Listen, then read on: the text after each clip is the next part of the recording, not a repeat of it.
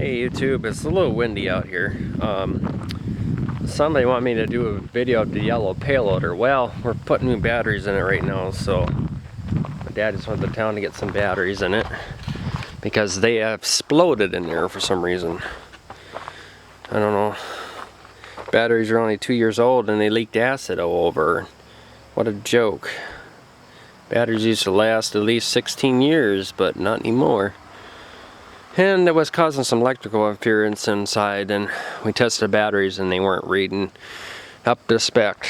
So he had to take both of them in. They were on our second set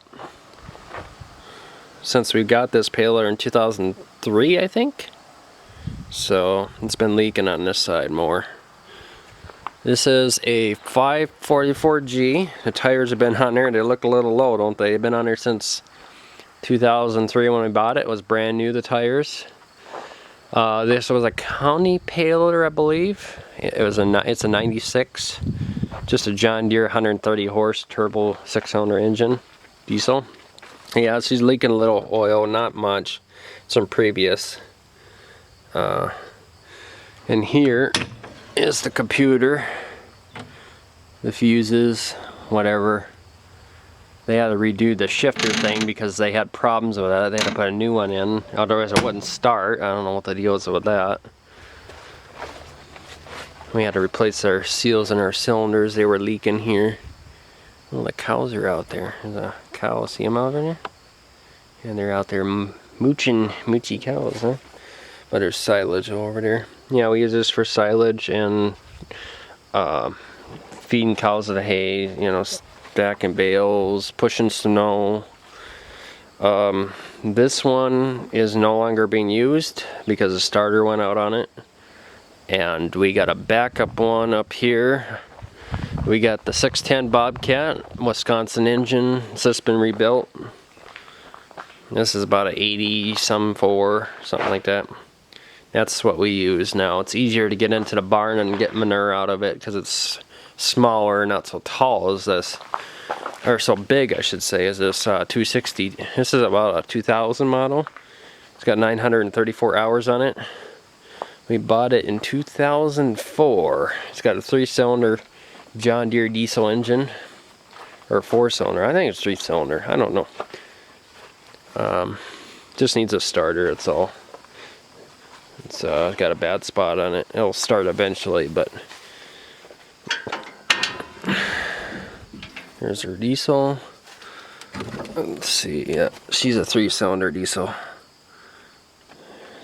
Don't have any issues with the engine. Yeah, runs good. Hydrostatic though, these hydrostatics and these things had problems. Very. Yeah, we got in Watertown. We got it the next day when we had that ice storm. We had no power for at least 2 weeks to a week. So, and we needed something to remove snow and ice. It's a good thing we bought that at the time. We needed it. We didn't have no skid steer before. We only had that thing. So, and that thing wasn't. We needed that, and we needed that. So it was really helpful. So. In the next video I'm going to film, I would start that up for you guys, but I'll do it another day. He just ran to town to get batteries for it. The warranty's probably up on him, I don't know. But this thing has sat out pretty much all its life, but it don't look too bad.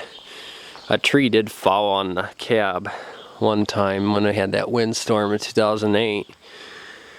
We had 120 mile per hour winds come through here, and surprised our barn's still sitting there. It never took it. It took everybody else's, but not ours, surprisingly. But yeah, it's I could show you the engine quick, I guess, here before I end it. Here's the engine. We've replaced the turbo on it. The injection pump, I don't know if we've done anything to it or not. See that muffler manifold broke, the bolt? Yeah, it's common. The starter, I don't know if we've ever did anything to it or not. I don't know for sure on that. Let's go on the other side here. Everybody wants a review on this stuff, so I thought, well, you know, some guy asked, I don't know who it was on YouTube. We had to put a hydraulic hose. Well, it's not hydraulic hose, but it's 4,000 psi rubber hose on there on the field line because it kept breaking the steel one. So we put that on there and haven't had an issue since. So have to replace this every year because this breaks. We need to change our hydraulic fluids. 2004 was the last time. I just added 2 gallons of hydraulic fluid because it leaked from that cylinder. Took the alternator. We thought it was the alternator not working, but it's not that. That works fine.